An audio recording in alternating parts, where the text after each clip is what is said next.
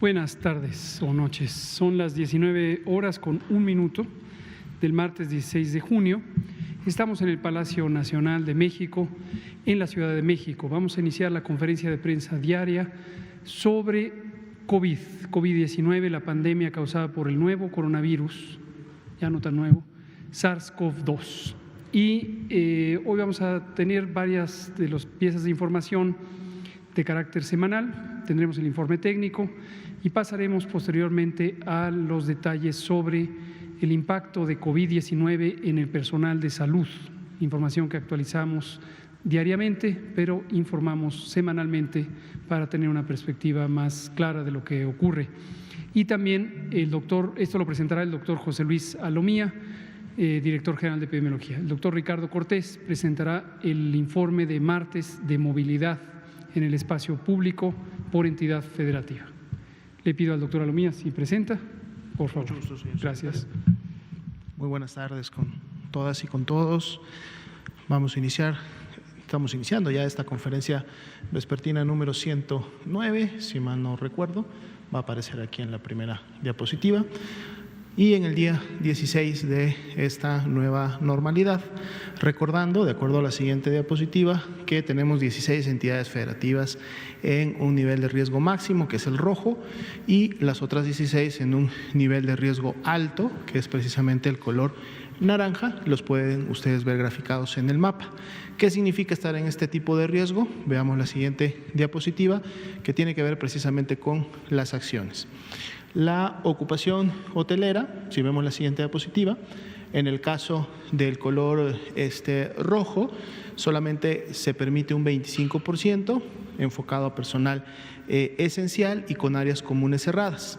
En el caso del naranja, esta se puede incrementar hasta un 50%, ya con una apertura diferente, así también un 50% las áreas comunes. Los restaurantes y cafeterías pueden dar servicios a domicilio y para llevar o a la habitación en el color rojo, y en el color naranja pueden ya realizar una apertura con un aforo controlado al 50%, manteniendo medidas de sana distancia y manteniendo acciones de prevención sanitaria con el personal y en la atención a los clientes. Las barberías, estéticas, peluquerías, etcétera, en color rojo pueden prestar servicios a domicilio con medidas de prevención sanitaria, y en naranja pueden ya abrir sus locales, sin embargo con un aforo restringido al 50%, y es algo que ellos necesitan controlar. En el caso de los parques, plazas públicos, en semáforo en rojo, un aforo del 25%, enfocado básicamente a la actividad física de las personas, lo cual se puede incrementar en el naranja hasta un 50%. En el caso de mercados, supermercados, ya desde el rojo hay un aforo del 50%, permitiendo solamente el ingreso a una persona por familia. Esto es para que se pueda mantener la sana distancia al interior de estos lugares. Y en el caso del semáforo rojo se incrementa o se puede incrementar este aforo a un 75%. Para efectos de los juegos profesionales que se dan en estadios como tales, en ambos colores se mantienen todavía los juegos a puerta cerrada, es decir, se pueden llevar a cabo los partidos, sin embargo estos serían solamente entre los jugadores, asistidos lógicamente por el equipo técnico, pero todavía no pueden abrir la taquilla o la venta lógicamente de boletos para que las personas ingresen, todavía a puerta cerrada. Eso se podrá hacer hasta que alguien esté en color amarillo. Veamos la siguiente diapositiva, son más ejemplos de actividades. En este caso, en rojo, todas estas actividades están cerradas, ya lo habíamos comentado durante prácticamente la semana pasada. Sin embargo, en el naranja hay algunas que ya pueden tener cierta apertura. Los gimnasios, por ejemplo, spas y similares pueden tener un aforo del 50%, pero deben hacerlo con cita para poder controlar la atención y poder mantener la sana distancia. En el caso de los cines, teatros, museos o eventos culturales con menos de 500 personas, pueden hacerlo con un aforo de un 25% y guardando sana distancia al interior de los locales.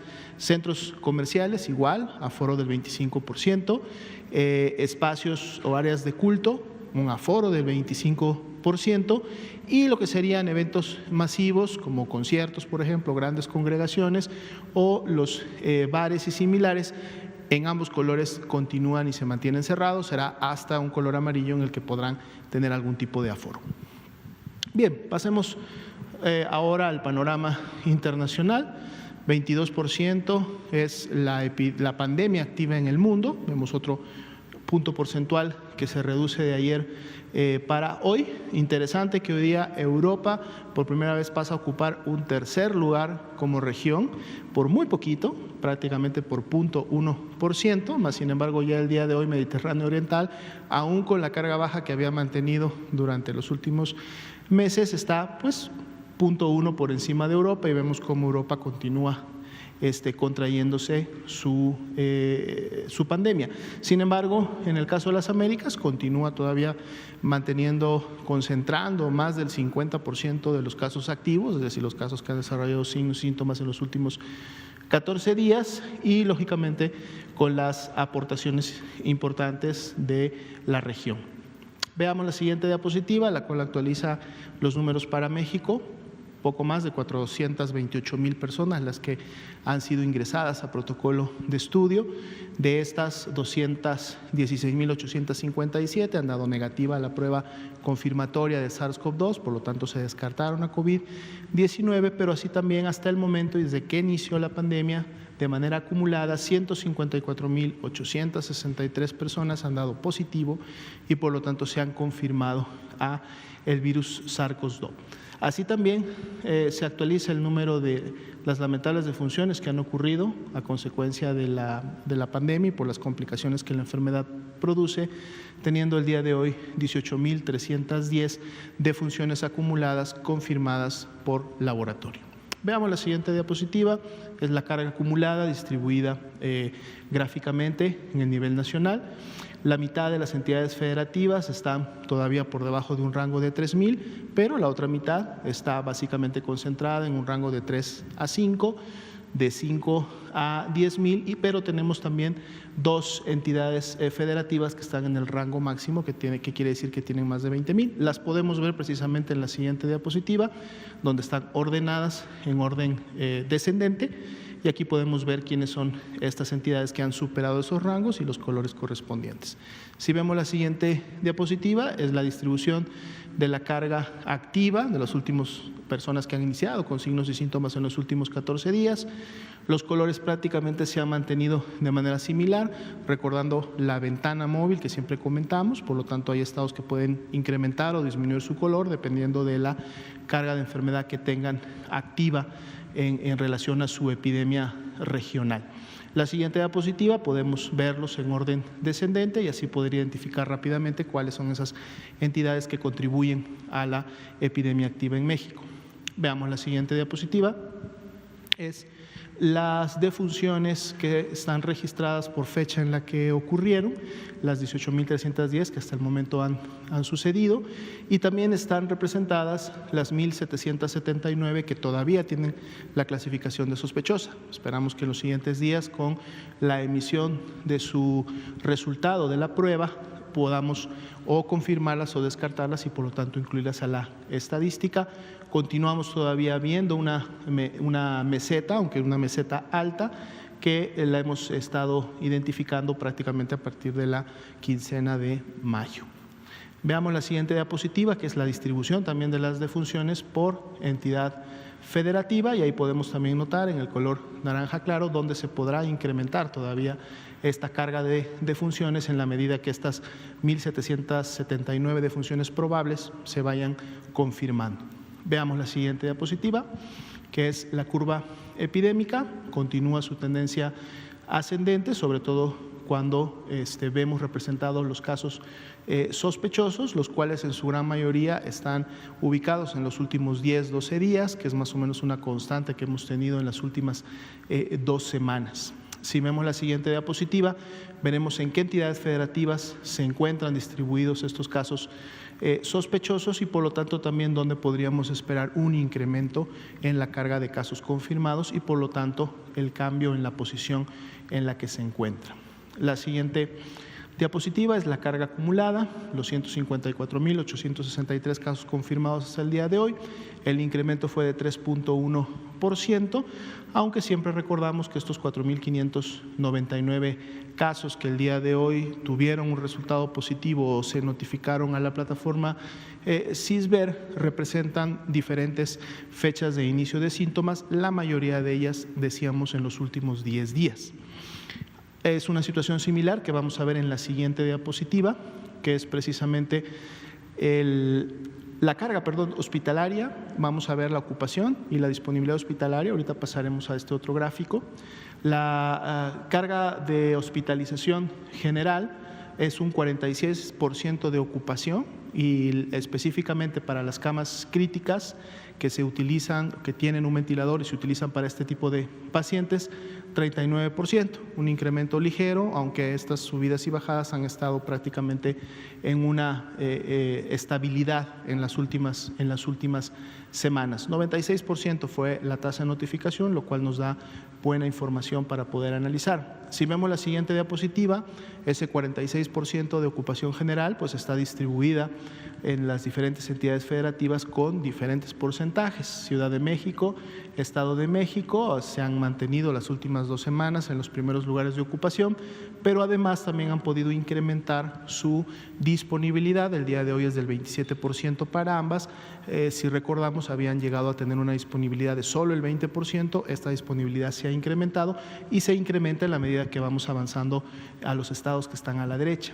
La siguiente diapositiva es precisamente la disponibilidad de ocupación de las camas que tienen un ventilador y ese 39% nacional se distribuye también en las entidades federativas. Nuevamente podemos ver que hay un ligero incremento en la disponibilidad de este tipo de camas en los estados que han estado ocupando los primeros lugares y los demás estados todavía tienen una muy buena disponibilidad para atender a este tipo de pacientes.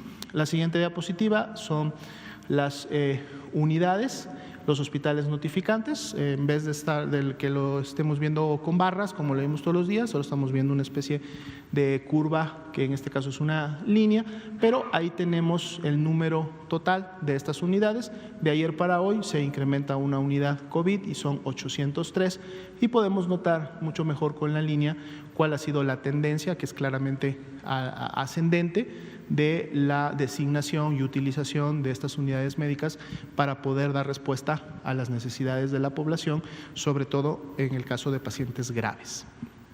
Veamos la siguiente diapositiva. Es precisamente a la que nos referíamos.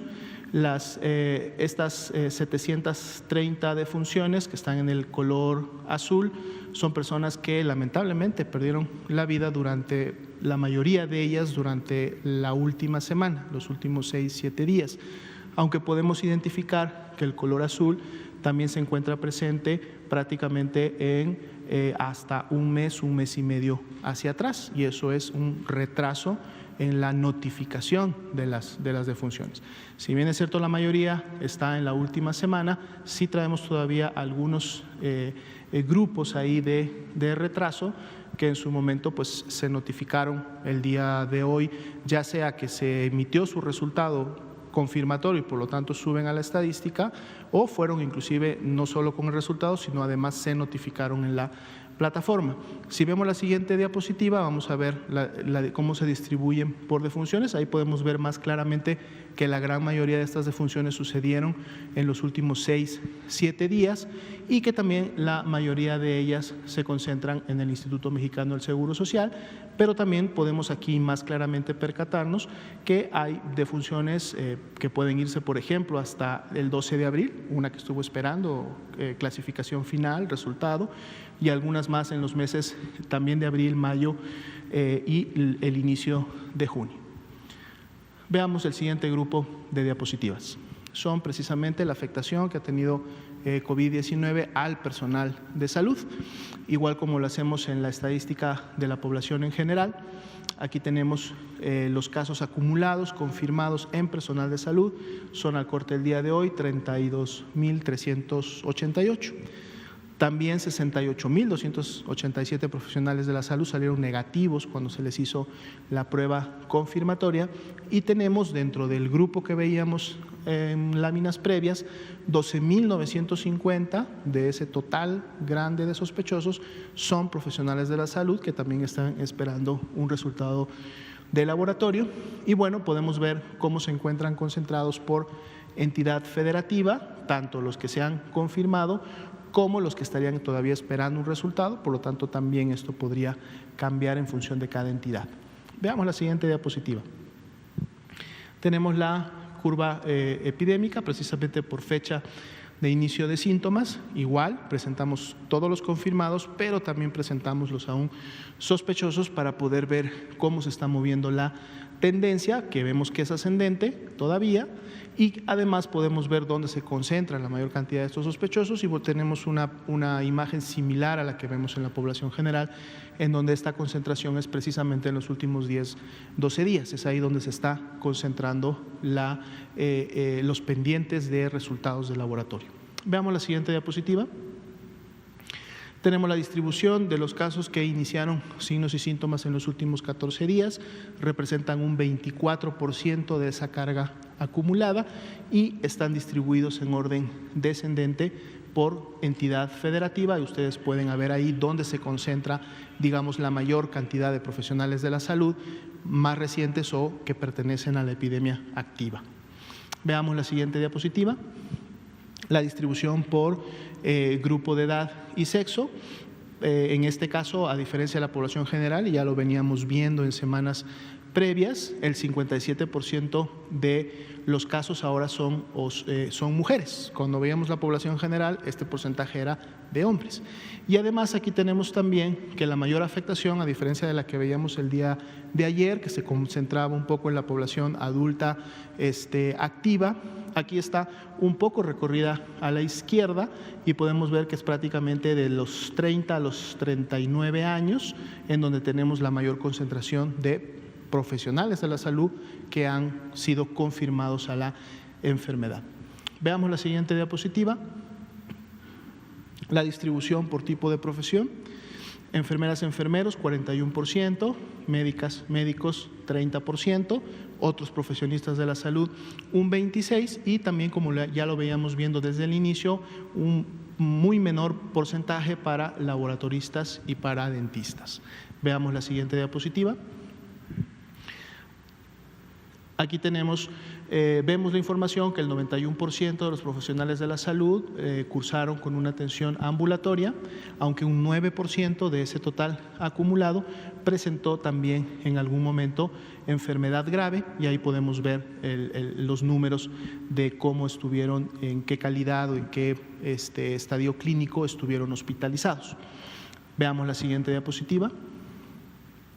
Son las lamentables defunciones que también han ocurrido en profesionales de la salud. 463 son las defunciones confirmadas hasta el momento, y también tenemos defunciones sospechosas, que son 26, que están esperando también un resultado de laboratorio, y las tenemos distribuidas por entidad federativa en donde ocurrió la defunción. Si vemos la siguiente diapositiva, es también una curva epidémica, en este caso en barras, de las fechas en las que ocurrieron estas defunciones, y también podemos ver en qué fechas podemos todavía esperar un incremento en función de donde se encuentran distribuidas estas 26 defunciones que aún son sospechosas. Los rangos máximos o el día máximo de defunciones que tuvimos está alrededor de 17, y prácticamente de ese punto, aún tomando en cuenta las defunciones sospechosas, pues bueno, podríamos todavía ver una tendencia de estabilidad, esperando que esta pueda continuar en su momento reduciéndose.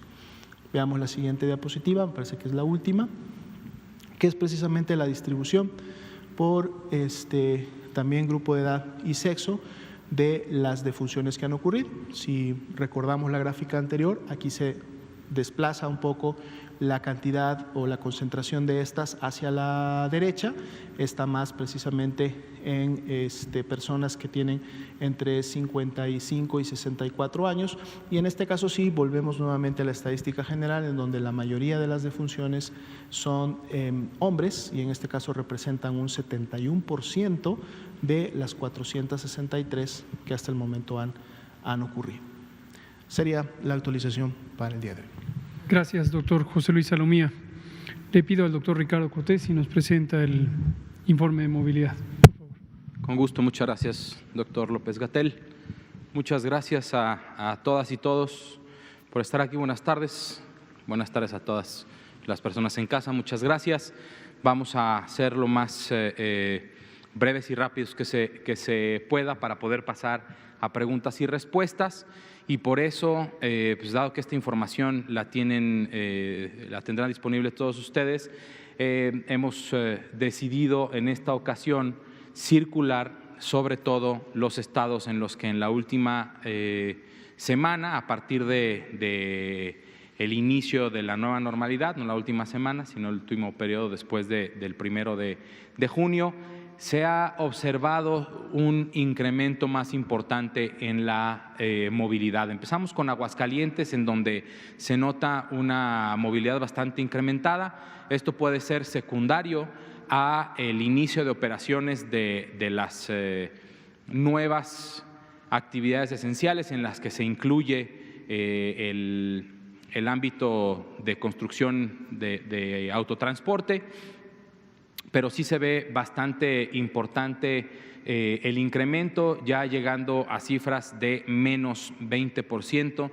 de movilidad, lo que puede derivar en casos nuevos en un futuro en este estado. Baja California también ha incrementado su actividad de forma importante. Podemos ver cómo sí hubo bastantes días o semanas en las que llegaron, inclusive de acuerdo a los datos del sistema de Google, a la meta del 65%, pero no así los usuarios de Twitter, y son los que ahora, tanto de Google como de Twitter y también de Facebook, aunque más erráticos, se muestra cómo en Baja California hay un incremento en la movilidad. La siguiente, por favor. Aquí, en estos 4 estados, la verdad es que vemos un poco la tendencia muy similar a lo que se había manejado antes, o inclusive como en el estado de Coahuila se puede observar, y en Colima cómo han disminuido un poco su movilidad. Muchísimas gracias, al igual que en Chihuahua y en Chiapas, que como pueden ver en los primeros días después del inicio de la nueva normalidad, tienen una actividad bastante intensa, sobre todo los usuarios de Twitter, y posteriormente se ve una bajada importante, casi hasta llegar a la meta del 65%, pero ya recuperando niveles de disminución de la movilidad. Es importantísimo en Chiapas, es uno de los estados con mayor actividad viral en estos momentos. La siguiente, por favor. Ciudad de México se mantiene también, aunque un poquito por encima del 65% que habíamos visto cómo se había mantenido, o en línea al menos 65, inclusive un poquito más abajo, se ve este incremento en la movilidad. Honestamente yo esperaba verlo un poquito todavía más arriba, pero pues bueno, esto es cuestión también de densidad poblacional. Lo que es un movimiento pequeño en una ciudad, en una megalópolis como esta, se observa con muchísimas personas en la calle, pero en proporción es relativamente poco. El estado de Durango y el estado de Guanajuato muestran unas movilidades incrementadas, aunque en Guanajuato los usuarios de Twitter han mostrado disminución en la movilidad. Hay que estar pendientes también de estos 2 estados. La siguiente, por favor. El estado de Jalisco ha incrementado un poco su movilidad. Es un estado en el que apenas está creciendo su curva epidémica. invitamos a la población de Jalisco a que salga estrictamente lo que sea necesario y a llevar las medidas básicas de prevención para que no tengan un incremento importante en el número de casos en el futuro. Recuerden, como lo comenté en la última conferencia de prensa en la que participé, la mejor vacuna y tratamiento somos nosotros. Lavado de manos, etiqueta respiratoria, quédate en casa. La siguiente, por favor.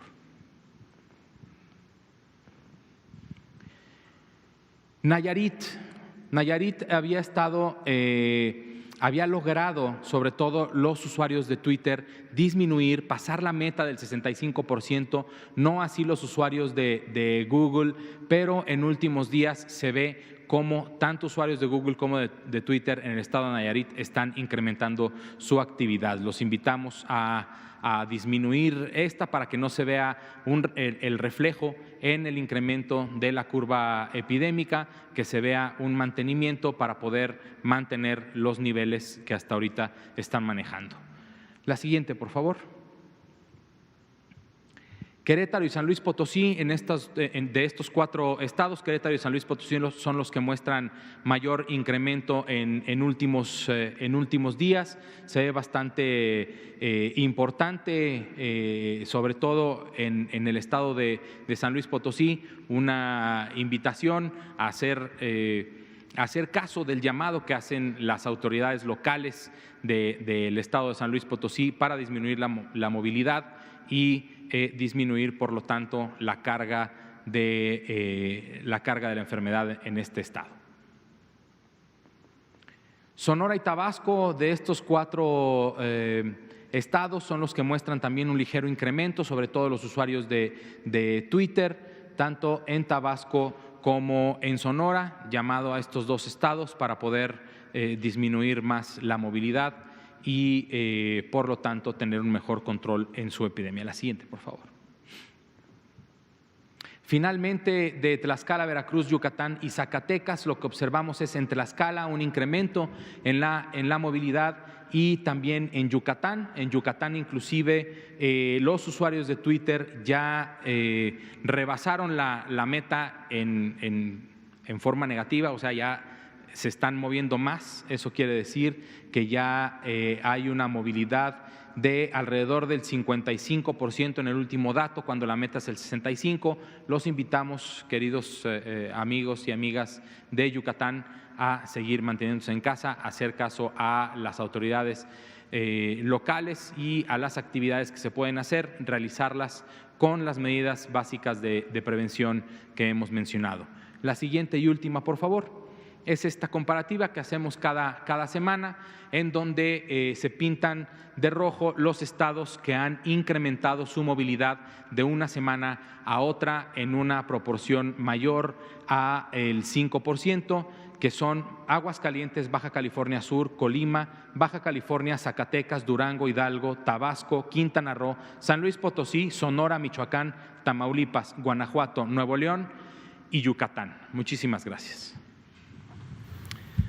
Muy bien, gracias, doctor Ricardo Cortés. Vamos a abrir a preguntas y respuestas. Usted allá al fondo, las compañeras por acá. Vamos, todos. A ver, allá.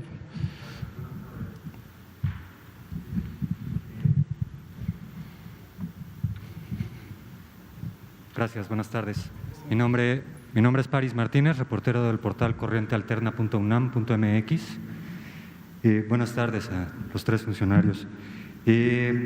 Como han explicado aquí en innumerables ocasiones, las fases de contingencia están siendo determinadas a partir de la estadística oficial que la misma Autoridad de Salud viene generando. También han explicado aquí que esta estadística presenta un desfase obvio, porque el día en que se confirma un caso no es el día en el que se presenta. Pasa un tiempo de análisis y luego de traslado de la información hasta que luego se puede conocer. Esto efectivamente genera un retraso en la estadística y nosotros nos quisimos preguntar, bueno, ¿cuál es la diferencia entre las estadísticas preliminares que nos presentan y las estadísticas finales actualizadas por ustedes mismos, y encontramos que la diferencia puede ser en promedio de hasta 40% entre una y otra.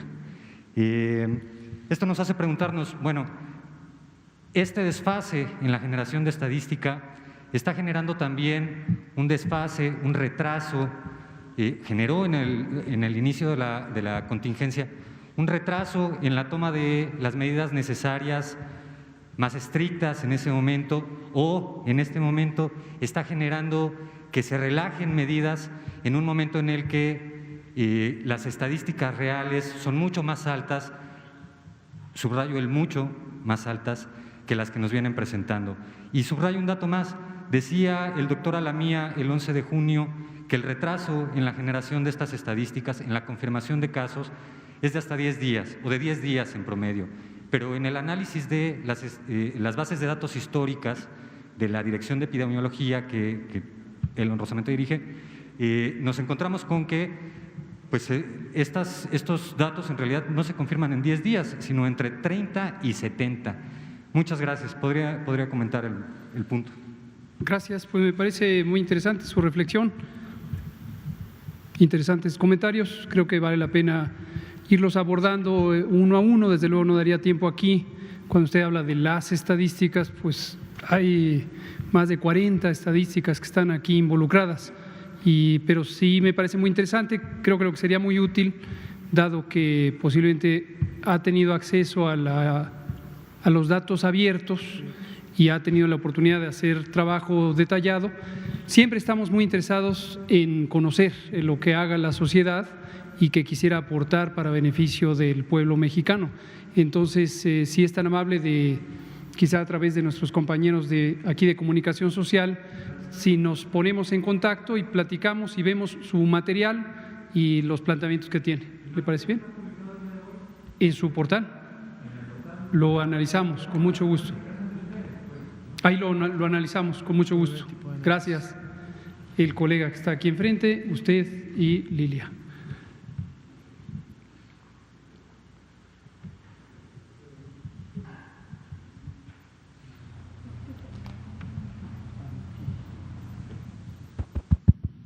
Ok. Buenas noches, doctor Gatell y acompañantes. Soy Carlos Avaroa del 1+1. Solamente quiero preguntar la opinión que tengan ustedes al respecto de, a partir del anuncio de la nueva normalidad, en la Ciudad de México hay una serie de confusiones respecto a la apertura de comercios. Hay mucha anarquía porque hay muchos comercios que a lo mejor no les corresponde ya abrir, sin embargo están abriendo algunos tianguis, algunas tiendas y otro tipo de comercios en pequeño, pero son bastantes. ¿Qué podrían decirnos al respecto? Gracias. Gracias, Carlos. Lo que podemos decir al respecto es, tanto en la Ciudad de México como en el resto de las entidades federativas, las otras 31, es muy importante que la sociedad, los habitantes de cada entidad federativa, estén atentos y atentas a las indicaciones de la autoridad sanitaria estatal.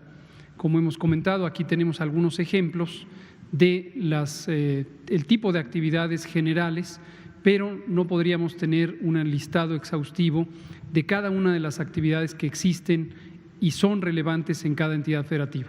Algunas entidades federativas tienen una economía más orientada al turismo, otras a servicios, otra a la actividad terciaria, es decir, el comercio, otras a la industria manufacturera, otras son más agrícolas, y el balance exacto que se puede tener de estas actividades en cada entidad federativa debe considerar los principios generales. ¿Cuáles son estos? Son los que expusimos al inicio de la nueva normalidad.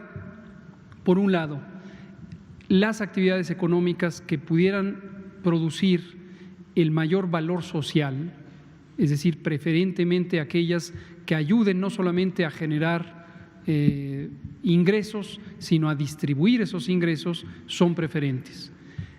Las actividades que producen menor cantidad de personas en el espacio público son preferentes. Y en contraposición, las que producen poca utilidad social y muchas personas no son preferentes. Al inicio de la nueva normalidad habíamos presentado en una tabla, yo creo que la vamos a volver a traer a lo largo de la semana, donde justamente clasificamos las actividades en estas 4 combinaciones. Mucho valor social, poca gente, esa es la candidata preferente a empezar a abrir cuando el semáforo pasa de rojo a naranja y amarillo y en su momento a verde. Y la última que debería abrir es aquella que tiene poca utilidad social y mucha gente en el espacio público. Entonces, en general, el principio aplica para todas las entidades federativas y hay que la sociedad estar atentos a lo que indiquen las autoridades estatales y, por su parte, las autoridades estatales tomar en cuenta estos principios generales al normar sus indicaciones locales. Muchas gracias, Carlos, por su pregunta. Usted, Lilian, y por acá los compañeros de aquí. Gracias. Gracias, doctor. Muy buenas noches. Paola Betancourt, de Multimedios Televisión. Sé que el día de ayer ya había hablado sobre los médicos cubanos, sin embargo, pues quisiera saber si podría ayudarnos a tener mayor claridad, ya que comentaba que pues es un tema de la Ciudad de México. Sin embargo, el pasado 21 de mayo habían señalado que también arribaron médicos cubanos al estado de Veracruz.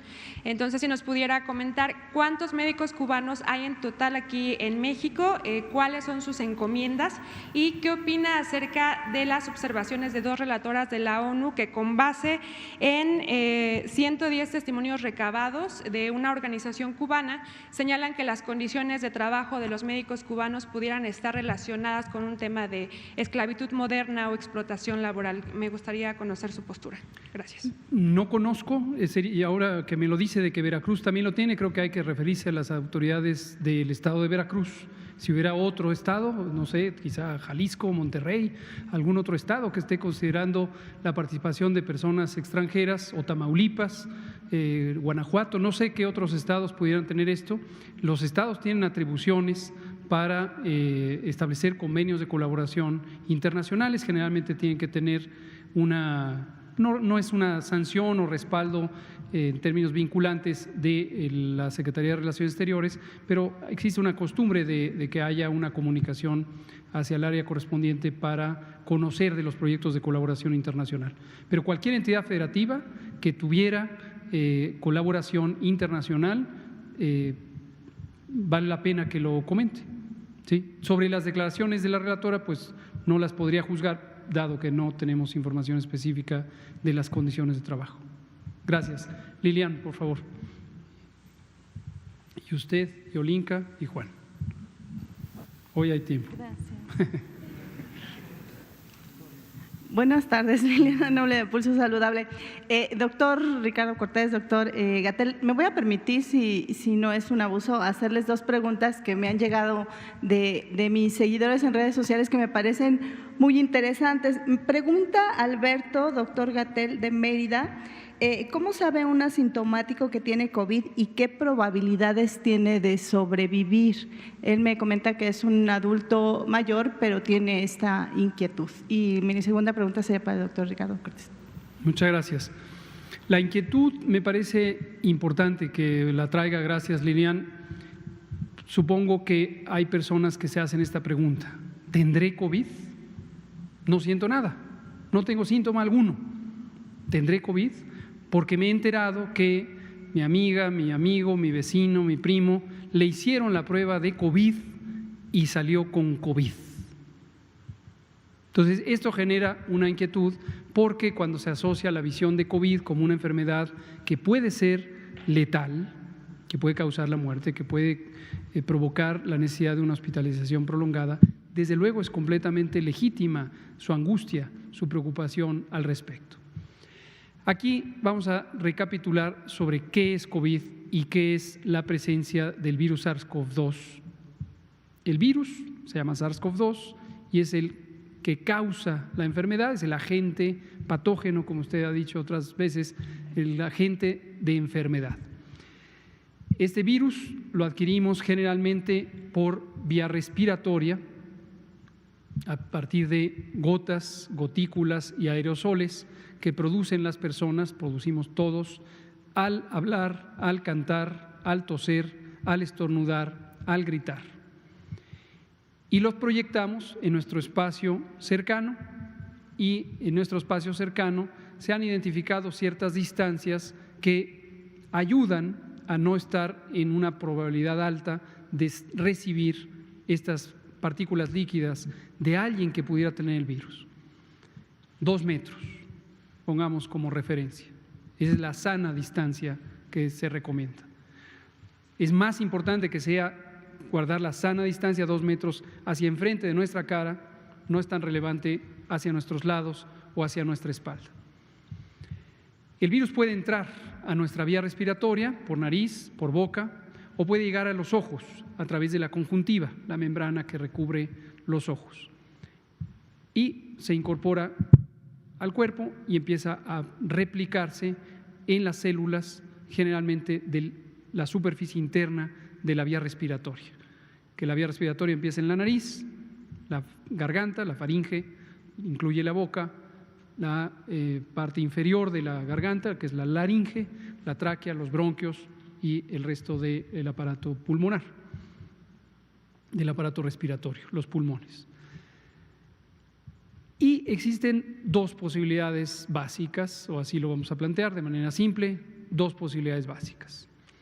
El virus se replicó, es decir, se multiplicó en cantidades importantes, suficientes para dañar estas células del aparato respiratorio, y al dañarlo, las células mueren, se genera una respuesta inflamatoria y se producen los síntomas de COVID. ¿Cuáles son los síntomas de COVID? Tos, fiebre, dolor de garganta, dolor de cabeza, fatiga, a veces puede haber diarrea, pérdida del olfato, pérdida del gusto, los síntomas más comunes. Y esa forma es el COVID leve. No es que haya una enfermedad leve y una enfermedad grave, es un espectro. Pero para distinguirlo vemos el COVID leve. Ese COVID leve produce esas molestias que he relatado y las personas se recuperan generalmente en forma espontánea porque el sistema inmune controla el virus, elimina al virus. Ahora, existe el COVID grave, o dentro de este espectro continuo, desde la forma más leve hasta la forma más grave, puede haber la forma grave. La forma grave es una neumonía, popularmente se le conoce como pulmonía, médicamente es neumonía, es un daño inflamatorio extenso de los pulmones. La persona que tiene COVID grave requiere necesariamente atención hospitalaria. Cuando no es tan grave, no necesita estar en una terapia intensiva, pero hay varias intervenciones, la hidratación, la propia vigilancia médica, la oxigenación no invasiva, que se hacen en hospitales. ¿Quién tiene mayor probabilidad de tener COVID grave? Las personas que tienen más de 60 años o enfermedades crónicas como diabetes, hipertensión, obesidad, tabaquismo, que en sí mismo es una enfermedad, además de causa de múltiples enfermedades, inmunosupresión por cáncer, por medicamentos o por diversas otras causas. Ese es el COVID, la enfermedad. Terminemos platicando de la presencia del virus sin causar enfermedad. Una proporción probablemente grande de personas pueden tener la presencia del virus en la garganta. El virus puede ser identificado con la prueba de laboratorio de la que se procesa una muestra de los líquidos que están en la garganta y la nariz. Se introduce un hisopo largo, muy largo, casi 30 centímetros, 25 centímetros, a través de la nariz y que llega hasta la garganta. Ese procedimiento no duele, es muy molesto, pero no duele, ni lastima, ni daña. Y a partir de ese líquido se hace una prueba de laboratorio que se llama PCR y se puede encontrar el virus. Pero puede ocurrir en personas con COVID, que es lo más probable, es decir, personas con síntomas, o en personas sin síntomas. ¿Cómo detectamos a las personas? Y regreso a la pregunta de su seguidor en redes. ¿Cómo detectamos a las personas que no tienen síntomas y cómo les encontramos el virus? Generalmente son personas que son contactos de personas con COVID. Cuando se hacen estos estudios de casos y contactos, se identifica a una persona con el síndrome, con COVID, y se comprueba que es positiva, pero se estudia quiénes son las personas que estuvieron en suficiente cercanía con ella en los últimos par de semanas. Y ahí se encuentra personas. Finalmente, ¿cuál es el significado médico de que me encuentren el virus en la garganta? Es un significado incierto.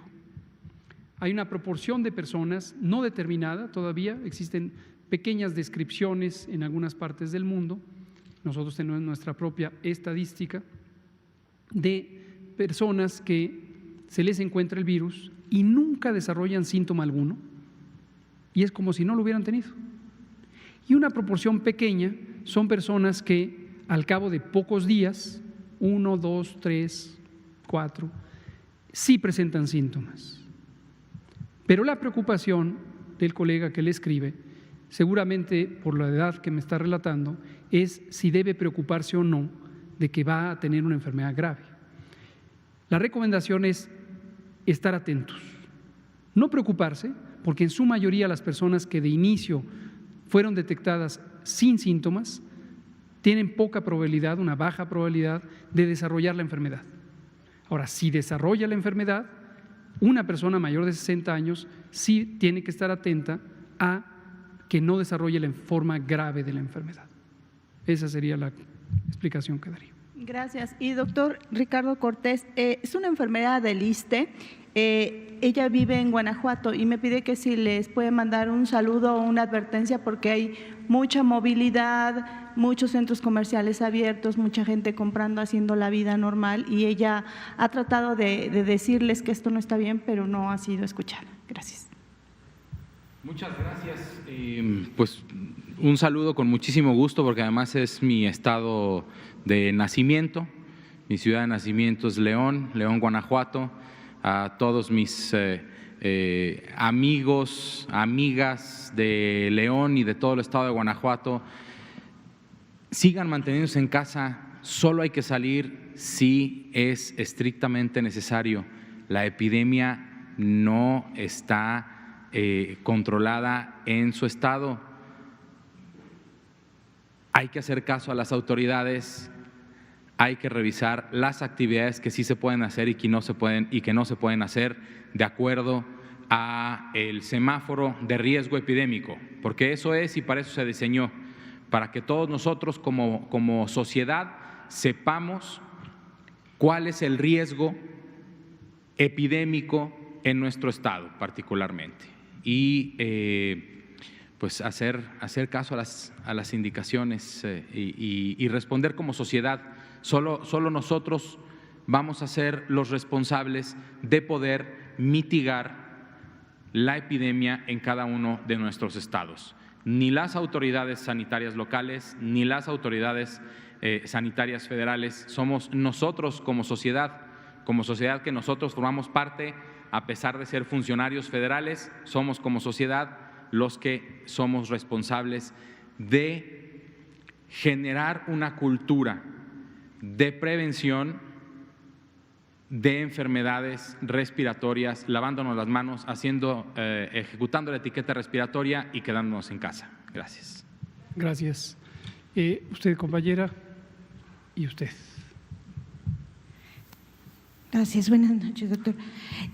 Ayer salió una información sobre una mutación del virus, la de 614G. Quería saber qué información tienen sobre eso, si puede hacer daño. Y un dato que no hemos visto en las estadísticas, ¿cuál es el porcentaje de positividad que tenemos ahorita? Hoy salió otra información periodística también hablando de la cantidad de muertos y eso, entonces quería saber más o menos qué porcentaje estamos calculando que puedan ser positivos o no cuando tenemos este tipo de estadísticas. Muchas gracias. Cómo no, con mucho gusto. Respecto a la mutación, no es la primera que aparece. Esta en concreto no se conoce por el informe, es un informe muy breve, muy sintético y basado solamente en el descubrimiento de ciencia básica que describe el genotipo de esta mutación. Por lo tanto, no se conoce que tenga un significado biológico de hacer al virus más virulento o más transmisible, que son las dos características que generalmente preocupan en los procesos de vigilancia virológica. Yo diría simplemente tomemos conocimiento de ello. No hay hasta el momento una información de que esto pudiera ser motivo de preocupación. Y existen varias mutaciones que se van describiendo y descubriendo a lo largo del tiempo. El virus coronavirus, igual que otros virus cuyo material genético es ácido ribonucleico, tienen una acelerada tasa de mutación. Entonces, no es inusual que existan las mutaciones. Respecto a porcentaje de positividad, ayer fue día de positividades, ¿no? ¿Y el viernes también? Sí. Y el viernes también, por favor. Exacto. Los porcentajes de positividad por semana epidemiológica los actualizamos los días viernes. El último dato nos dice que las 2 semanas previas el porcentaje llegó a un 47%. Estamos prácticamente hablando lo más cerca a la mitad de los casos sospechosos. ¿Por qué menciono por semana epidemiológica? Porque a medida que nos vamos alejando, el porcentaje de positividad ha sido menor. Pero dado que la mayoría de los casos sospechosos que tienen una muestra pendiente de confirmarse, como lo veíamos en la gráfica, se encuentran concentrados en las últimas 2 semanas, 12 días aproximadamente, entonces podríamos pensar que el 47% de esas muestras podrían dar positivas, a menos que veamos todavía un incremento superior al 47 cuando tengamos el concentrado de la semana más reciente, que se presentará el día viernes. ¿De marzo? Bueno, si por ejemplo nos vamos a la semana epidemiológica número 12-13, que es más o menos los finales de marzo, recordando que los primeros casos iniciaron precisamente a fines de febrero, prácticamente iniciando marzo, los porcentajes de marzo estuvieron fluctuando entre un 18 y un 20%, siendo el más antiguo, digamos, de cuando se confirmaron los primeros casos, fue de un 10%. Gracias. Juan Hernández, Grupo Cantón, y la compañera. Gracias. Buenas noches. Rápidamente, hoy la vicepresidenta de la Cámara de Diputados, Dolores Padierna, hace un llamado a la Comisión Federal de Protección contra Riesgos Sanitarios para acelerar la certificación de los ventiladores hechos en México. Aquí, ¿cómo vamos en este tema? Que es muy importante. Estábamos hablando de lo que estaba haciendo el CONACYT, de lo que han estado haciendo en otras instituciones.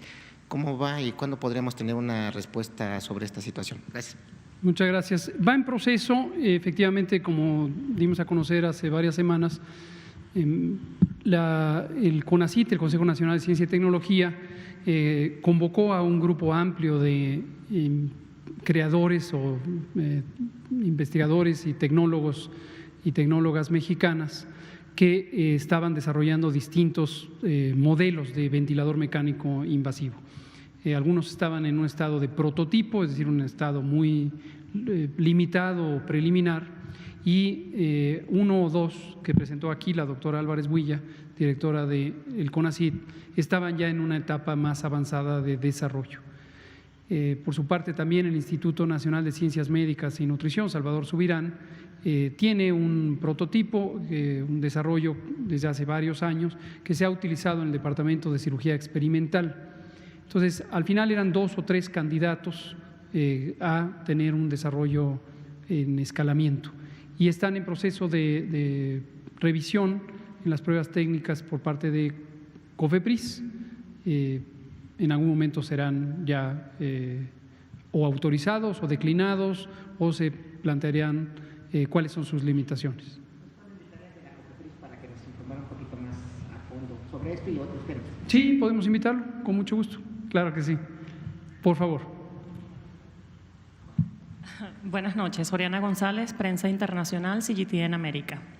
Una de las preguntas que tenía era la de mi compañero, ya le respondió, muchas gracias. Y la otra sería, actualmente existe una minoría de la población que no cree en el COVID como pandemia mundial. Vemos a estas alturas todavía personas que no utilizan su cubreboca y que no cumplen con las medidas de seguridad. ¿Existe algún plan adicional a los que ya tienen pensado para concientizar a las personas sobre las medidas de seguridad? Especialmente porque ya se comenzaron a tomar medidas rumbo a la apertura de actividades. Gracias. Muchas gracias. Efectivamente, un reto grande en todo fenómeno colectivo es lograr persuadir a las personas a partir de brindarles información. Hemos comentado aquí en varias ocasiones cómo una experiencia retadora, diría yo, o acaso a veces motivo de atención que los mensajes públicos tienen distintas reverberancias. Aquí damos una información, llevamos 109 sesiones, ¿no es cierto?, todas las tardes, más varias conferencias matutinas, más innumerables entrevistas en distintos medios de información. Y el mensaje que puede recibir la población de manera directa es uno, y el mensaje que puede interpretar cada una de las personas, pues es la versión que cada persona, de acuerdo a su experiencia previa, tanto conocimiento como vivencia, como perspectiva del mundo, le llevará a pensar. Y por otro lado, existe también los fenómenos de réplica de los mensajes a través de los medios de comunicación, tanto formales o convencionales como de las redes sociales, y se empiezan a hacer distintos circuitos de información. Hemos hablado de estas oleadas de información, a veces para lograr enfatizar un mensaje que está amparado en evidencia científica, por ejemplo, y en no pocas ocasiones para concentrarse en lo que resulta más llamativo, pero no necesariamente lo más certero, ¿no? Ayer mismo, ahora que habla de los cubrebocas, un periódico creo que en la primera plana de un periódico de interés nacional de hoy, decían que los cubrebocas, ya existía una evidencia contundente, que el doctor Mario Molina había dado esta evidencia, y que aquí persistíamos en negar la utilidad de los cubrebocas y nos peleábamos con el doctor Mario Molina. Quienes estuvieron aquí en la reunión ayer y quienes nos vieron, y está la grabación, saben que eso no fue lo que dijimos, no tenemos pleito alguno, al contrario, expresé todo mi respeto al doctor Mario Molina, un científico que es motivo de orgullo nacional, y aprecié su contribución a la evidencia sobre el potencial utilidad de cubrebocas y las grandes limitaciones de los cubrebocas, ¿no? Entonces, es un reto. Continuamente revisamos los aspectos de promoción de la salud, que dirige aquí el doctor, y nos asociamos con distintos segmentos de la sociedad. Hemos producido también un repertorio muy extenso de materiales informativos que están todos concentrados en la página coronavirus.gov.mx, pero además los hemos difundido, y las distintas áreas de comunicación social del gobierno ayudan al proceso de difusión, y no pocas organizaciones sociales, afortunadamente, por motivación propia o en asociación con el gobierno, o los gobiernos, hablando en plural, todos los gobiernos en los 3 órdenes de gobierno, federal, estatal y municipal, pueden ayudar a difundirlo. Muchas gracias. Última pregunta, nos quedan muy poquito tiempo. Buenas tardes. Quisiera retomar la pregunta de mi compañero París. Perfecto. Respecto a estos retrasos que ustedes nos muestran y que nos han dicho que puede tardar ciertos días, 10 días, incluso un poco más. ¿Esto no repercute en la toma de decisiones para definir el semáforo que ya se ha manejado, pues ya la primera semana, ya viene una segunda, tercera semana? ¿No afecta tener este retraso, doctor? Muchas gracias. Creo que su pregunta es más enfocada y ayuda a responderla. En todo el mundo existe una convención, no está escrita, pero todos los que nos dedicamos a este trabajo lo conocemos, que los últimos días, los días más recientes, a veces son 5, a veces son 7, a veces pueden ser hasta 10, de la información proveniente de la vigilancia epidemiológica, es preferible no tomarla como suficientemente informativa. Esto, cantidad de días, varía de acuerdo a la enfermedad de que se trate, de acuerdo a la complejidad del fenómeno, de acuerdo a la arquitectura y el diseño de los sistemas, tanto de vigilancia como de información, y de una gran cantidad de fenómenos. Los Centros de Control de Enfermedades, por ejemplo, de Estados Unidos, suelen, cuando publican sus informes semanales, marcar con un recuadro, una sombra, los últimos 7 días. Lo hacen ahora para COVID con 7 días, en otras enfermedades es con más o con menos, y dicen, esto no se toma en cuenta, no es todavía informativo. Aquí mismo nosotros, creo que ayer lo volví a decir, pero lo hemos dicho en muchas ocasiones, no consideramos los últimos 7 días. En la mecánica del semáforo, también nuestros colegas especialistas en matemáticas, algunos de la UNAM, que nos están ayudando, del Instituto de Matemáticas de la UNAM, justamente definieron, junto con nosotros, definimos un esquema de evaluación del semáforo que lo presentamos aquí, que incluye no considerar los 7 días más recientes de las 2 curvas epidémicas que son relevantes para el semáforo. Existen muchas otras curvas epidémicas.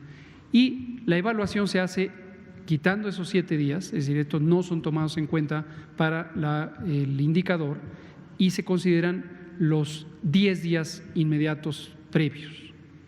Y esos son los que se evalúan en la tendencia de la curva epidémica del síndrome COVID, de la curva epidémica de hospitalización por el síndrome COVID grave. En este caso, respecto al semáforo, justamente en todo el resultado neto es un resultado de precaución, porque lo que hace es que el semáforo obtenga la calificación del momento en que estaba el periodo epidémico más intenso, y esto puede en todo caso retrasar el momento de decir pasemos a naranja o a amarillo o en su momento a verde, pero sobre todo en el tránsito entre rojo y naranja. ¿Alguna manera en la que ustedes nos pudieran explicar, junto con sus expertos, cómo se hace la definición del semáforo? Ya lo hemos explicado, pero con mucho gusto lo volvemos a explicar. Tomando en cuenta esto que dice que no toma los últimos 7. Lo volvemos a explicar, ya lo presentamos. Les sugiero, sería cosa que encuentre cuál de las conferencias, pero fue cuando hablamos de la nueva normalidad, lo presentamos aquí con diapositivas, pero lo volvemos a explicar con mucho gusto. Gracias. Juan Hernández ya no va a dar tiempo de que… usted ya había hablado, perfecto. Son las 20:02, aquí terminamos, Olinka empieza mañana. Gracias.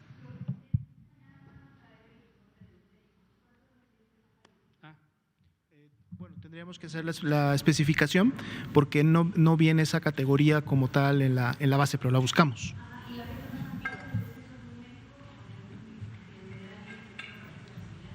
La buscamos. De hecho está en la curva. En la curva